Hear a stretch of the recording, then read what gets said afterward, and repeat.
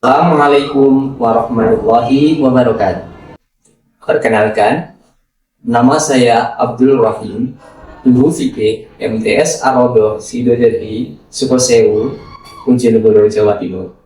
Sekaligus mahasiswa PBG dalam jabatan di ILPAD LPTK IAIN Hamboli dengan nomor NIM 250310520.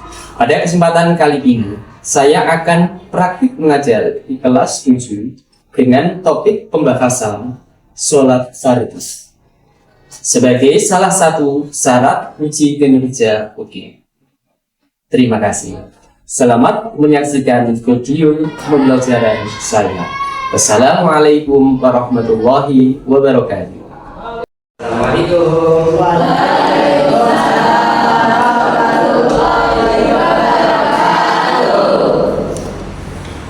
Bagaimana anak-anak kabarnya hari ini? Alhamdulillah.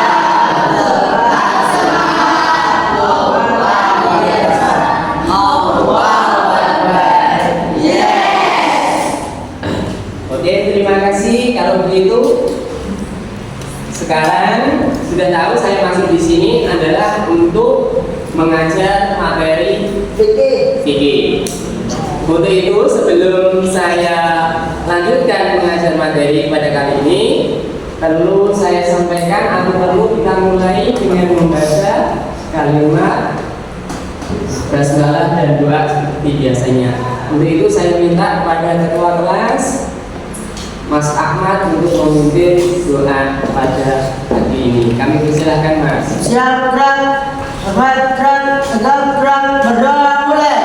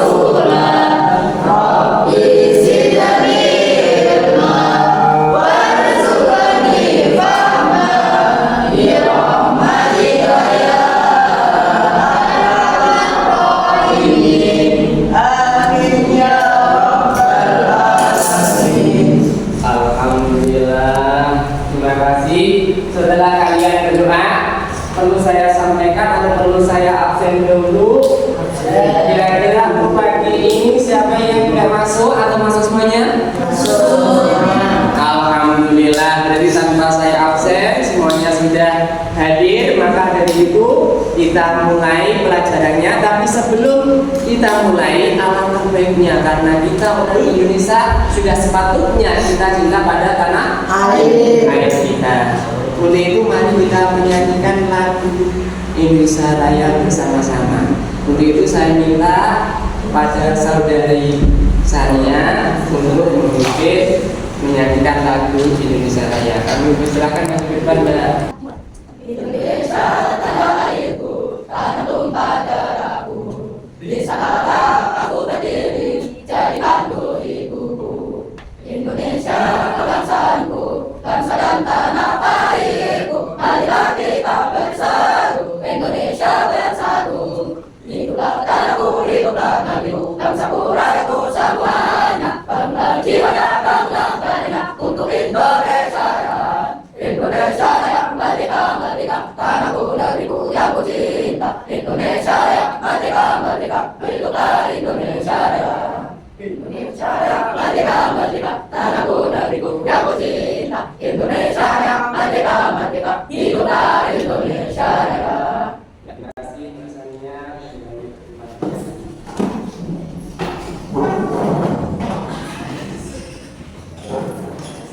Baiklah anak-anak sekalian, selanjutnya mari kita mempelajari materi kita yang selanjutnya, yaitu sholat fardu.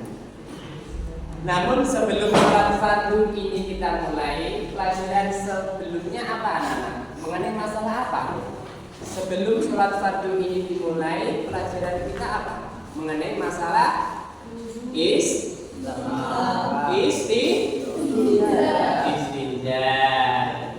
Untuk itu, tahukah kalian istinja itu apa? Hah? Bersuci. Sudah tahu semuanya kan mengenai istinja? Istinja bersuci itu bisa membuat memakai air, batu dan lain sebagainya, itu istinja. Karena sudah selesai beristinja, maka untuk pelajaran selanjutnya adalah mengenai masalah sholat. Dan untuk lebih dalamnya, kita nanti akan mencoba menanyakan sebuah video pengertian tentang mengenai masalah sholat. Untuk itu nanti silahkan sampean pahami inti daripada video yang akan saya putar, kemudian nanti diskusikan. Setelah kamu diskusikan, kamu presentasikan masing-masing kelompok. Kami harap atau saya harap ada yang mempresentasikan satu, begitu seterusnya. Setelah kalian mempresentasikan satu persatu, saya simpulkan apa hasil diskusi kalian. Kemudian kalian setelah saya simpulkan, kok masih ada yang kesulitan, bisa kalian tanya satu persatu, atau mungkin silahkan bertanya apapun mengenai masalah sholat, pengertian daripada sholat dan tata cara sholat, silahkan ditanya. Kira-kira bisa dipahami anak? Bisa. Oke, terima kasih. Sekarang sudah akan saya putar videonya dan silahkan nanti diamati dulu.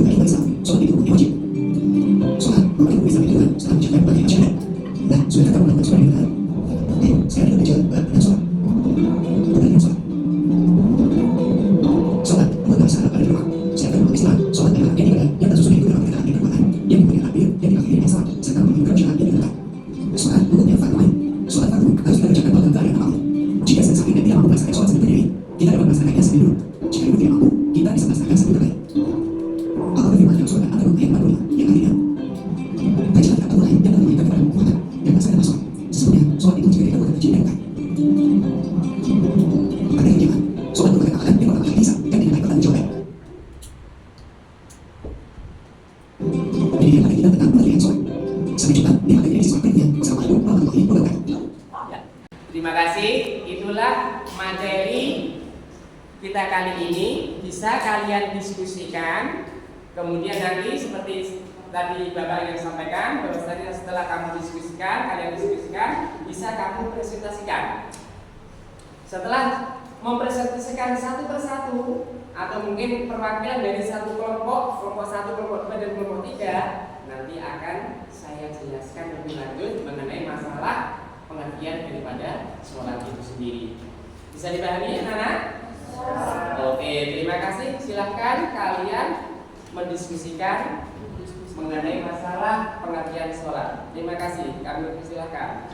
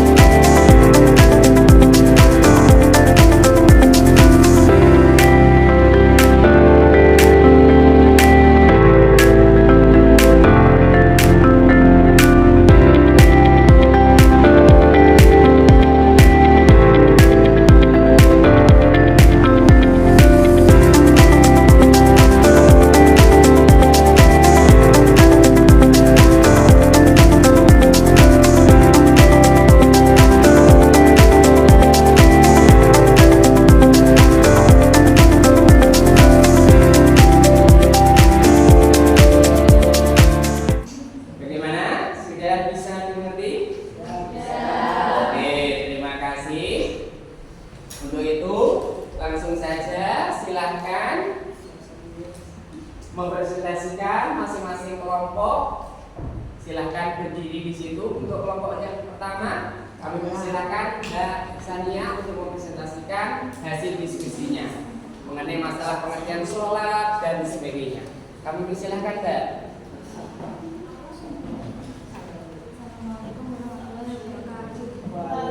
Assalamualaikum warahmatullahi wabarakatuh.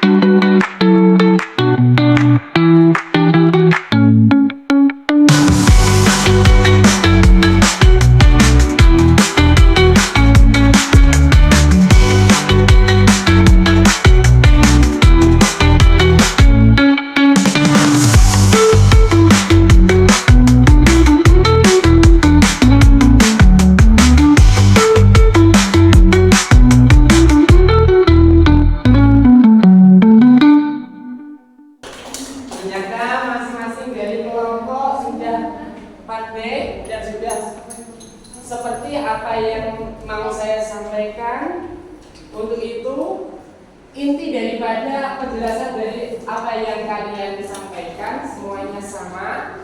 Yang intinya apa?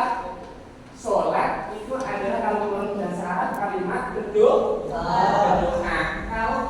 Kalau sholat menurut istilah itu apa? Suatu Ibadah yang bagian ibadah baik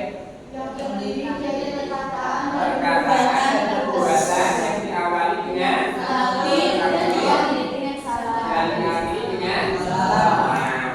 Dan sholat itu dibagi menjadi dua. Sholat wajib itu dibagi menjadi dua. Sholat wajib itu apa? Wajib ain dan wajib kifayah. Kalau wajib ain, wajib ain itu seperti sholat makruh 5 waktu sehari semalam yang kita lakukan itu. Sedangkan wajib kifayah seperti hanya sholat jenazah. Sholat jenazah ini andai kata di antara satu desa ini sudah ada yang menjalankan, maka gugurlah kewajiban yang lainnya. Itu kalau wajib kifayah. Tapi kalau fardu ain kita semuanya wajib. Kalau kita meninggalkan sholat, maka kita pasti berdosa. Makanya di situ dianjurkan atau diberikan keterangan kalau tidak bisa sholat dalam keadaan berdiri, maka bisa sholat dalam keadaan duduk. Duduk tidak bisa dalam keadaan berdiri. Itu seterusnya. Jadi Allah itu memudahkan bagi kita kalau kita tidak mampu berdiri sambil duduk. Itu seterusnya. Bahkan sholat sunnah enggak seperti sholat tarawih, Mas. Ini andai kata kalian kok tidak mampu sholat dalam keadaan berdiri, bisa dalam keadaan duduk. Walaupun toh bisa berdiri, nggak apa-apa. Pak, saya kok payah. Bagaimana, boleh nggak sholat tarawih dalam keadaan duduk? Ini kalau sholat tarawih. Ibaratnya sambian sholat berjamaah sholat tarawih itu pahalanya 20 derajat. Kalau sambian sholatnya dalam keadaan duduk juga mendapatkan 27, tapi 27-nya itu kecil, bukan seperti orang yang dalam keadaan sholatnya itu berdiri. Oke, anak-anak sekalian, ada yang ditanyakan mungkin dari masing-masing kelompok, kami persilahkan untuk bertanya. Ya, silakan Mas. Angkat tangan dulu yang mau bertanya, ya silakan.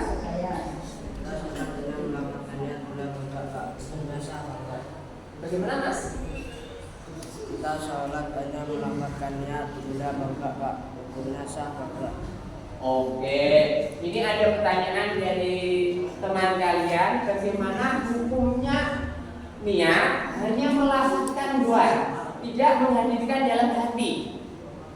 Sekali lagi, yang bertanyakan kira-kira sah apa tidak? Kira-kira sah apa tidak? Hanya mengucapkan seperti ini: usolli fardul maghribi salasa raka'atin mustaqbilal qiblati adaan lillahi ta'ala. Hanya melafazkan dua tapi tanpa niat. Sah apa tidak? Sah? Kira-kira sah apa tidak? Jawabannya tidak sah. Tidak sah karena niat itu adalah niat itu di dalam hati. Harus kita itu menghadirkan niat di dalam hati. Pas menggunakan hati, ketika apa toh? Yang wajib kita lafazkan itu apa saja? Dan nanti seperti kalau di dalam sholat fardu itu adalah qasdul fi'li. Qasdul fi'li itu menyengaja niat sholat. Ucapan usolli ini wajib di dalam hati kita. Terus kedua, fardiyah. Fardiyah itu ucapan fardhon. Usolli fardhon, ini wajib hukumnya. Yang ketiga adalah takyin. Takyin itu apa? Menentukan sholatnya itu sholat apa? Nisbatnya sholat zuhur. Berarti usolli fardhon dhuhri. Mengucapkan lafaz zuhur, menghadirkan di dalam hati, ini hukumnya wajib. Bagaimana Mas? Sudah paham? Oke, terima kasih. Ada yang lain? Ya, silakan. Apa nilai-nilai pendidikan yang terkandung di dalam sholat? Apa nilai-nilai pendidikan yang terkandung di dalam sholat? Nah, pendidikan apa saja tentang masalah kedisiplinan. Salah satu contoh, kita kalau waktu sholat itu kan sudah ditentukan waktunya. Seperti halnya sambian masuk sekolah, jamnya jam berapa? Jam 7. Jam 7. Upayakan kita masuk harus jam 7 karena mulai startnya bila jam itu adalah jam 7. Begitu juga kalau nanti sambian itu lewat daripada jam 7 akan ketinggalan. Begitu juga kalau andai kata nanti sambian sholat kok di situ lebih daripada jam 7 akan ketinggalan. Itulah nilai disiplinan. Berarti mengatur disiplin pada diri kita, melatih disiplin pada diri kita. Bisa dipahami Mas? Oke, terima kasih. Ada yang lain lagi? Ya, silakan. Apakah sholat itu pertama kali yang dihisab nanti yang dinamakan gitu? Oke, sholat memang betul. Sholat itu adalah suatu amalan pekerjaan yang pertama kali dihisab, seperti halnya di dalam sabda Nabi, awwalu ma yuhasabu yaumal qiyamati al-abdi as-sholat. Jadi pertama kali yang dihisab amal seseorang di hari kiamat nanti adalah sholatnya. Jadi sholatnya, kalau nanti sholatnya itu bagus, seseorang itu kalau sholatnya itu bagus, amal yang lainnya pun akan ikut bagus. Jadi seseorang tergantung sholatnya. Kalau sholatnya dari kita semuanya ini kok sholatnya sudah bagus, insya Allah amal dari lainnya pun akan bagus. Lah bagaimana toh Pak caranya mengetahui kita itu sholatnya bagus atau tidak? Tentunya diri kita sendiri yang tahu bagaimana sholat kita. Apakah sholat kita itu sudah bagus apa belum? Hanya diri kita yang tahu. Bagaimana toh jika sholat itu gambarannya seperti apa? Apakah benar-benar sudah khusyuk, sudah baik dan lain sebagainya? Yang tahu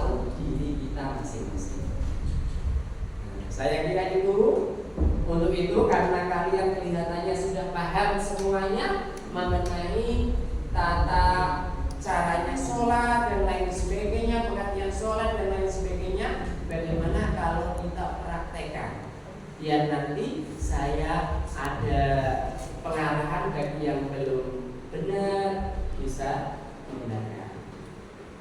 Begitu ya. Jadi nanti semuanya kami persilahkan untuk praktek sholat. Tapi sebelumnya di situ sudah ada gambar kan sendiri kan? Di situ sudah ada gambar dengan apa namanya mengenai masalah sholat. Kalau enggak ada gambarnya, juga di situ nanti kita lihat di layar TV ini.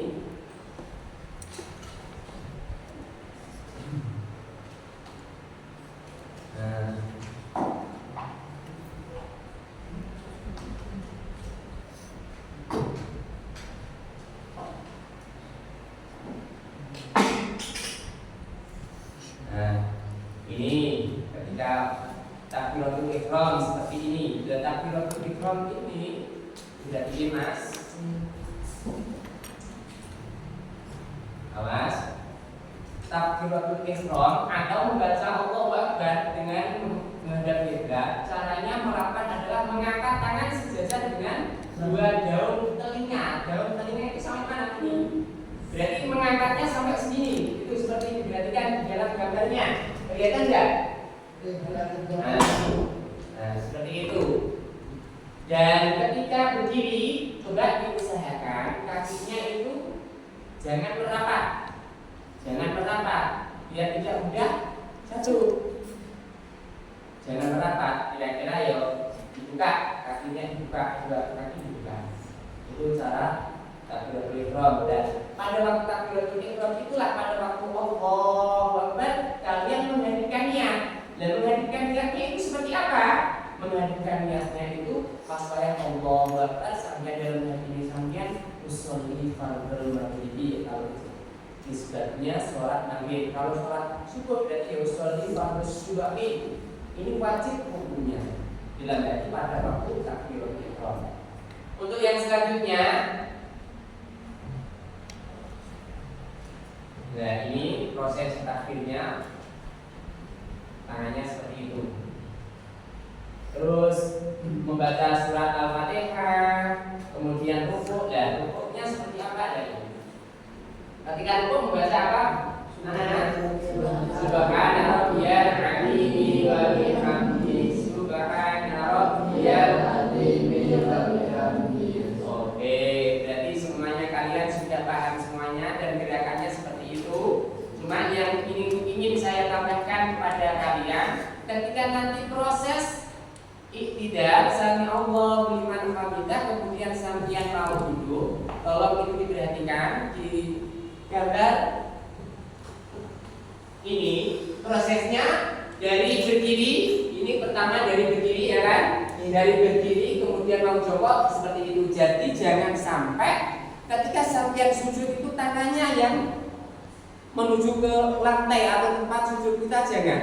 Tapi yang menyentuh lantai atau tempat sujud adalah kakinya. Jangan sampai tangannya. Usahakan seperti itu ya. Nah, seperti gambar yang ada di gambar itu.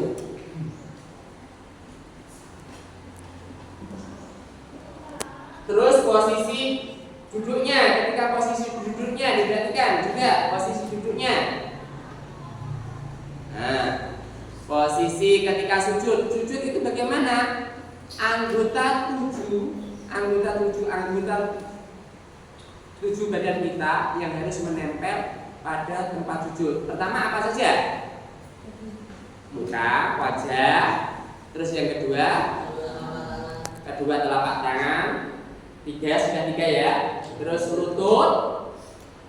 Berarti tambah 2 lutut berarti sudah berapa? 5. Tambah kedua telapak kaki berarti berapa? 7. Berarti anggota 7 itu harus menempel pada waktu sujud. Itu caranya sholat. Terus kemudian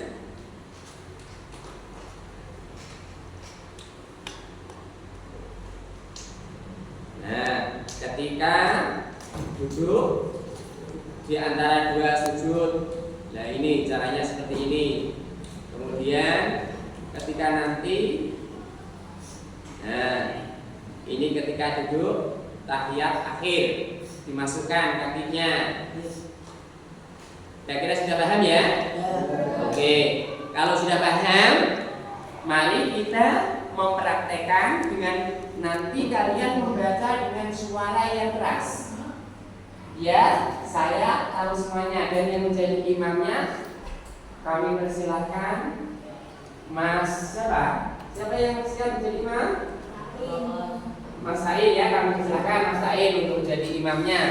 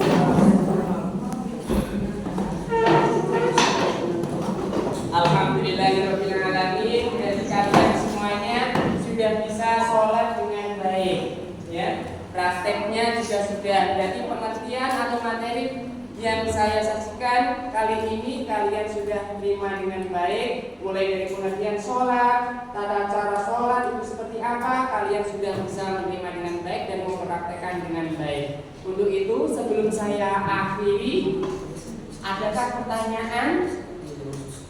Ada pertanyaan atau tidak? Mungkin di antara kalian yang belum, masih ada yang masih janggal, yang belum paham, kami kasih waktu untuk bertanya kalau masih belum paham. Kalau sudah paham, ya alhamdulillah.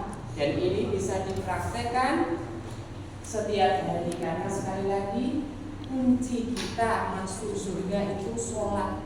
Kalau sholat kita bagus, insya Allah amalan yang lainnya akan jadi bagus. Untuk itu, kenapa pentingnya sholat itu seperti itu? As-sholatu imaduddin wa man aqama faqad aqamaddin wa man taraka faqad jaladdin. Barang siapa mendirikan sholat berarti menegakkan yang agama.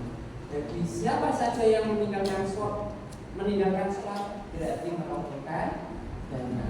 Untuk itu kita sebagai anak MTS yang setiap hari menggeluti dunia pendidikan agama sudah sepantasnya lah kita melakukan apa yang diperintahkan Allah dan menjauhi apa yang dilarangnya. Mudah-mudahan pertemuan kali ini membawakan berkah dan manfaat sehingga kita bisa menjalankan ibadah dengan baik dan sempurna. Amin. Kalau tidak ada yang tanya, maka saya akhiri sampai di sini dan jaga kesehatan biar selalu mengikuti aktivitas belajar mengajar dengan baik. Akhirnya dari saya, bila mana saya mendapatkan kesalahan dalam penyampaian atau mungkin kurang pasnya, saya minta maaf yang sebesar-besarnya. Akhir kata, wassalamualaikum warahmatullahi wabarakatuh.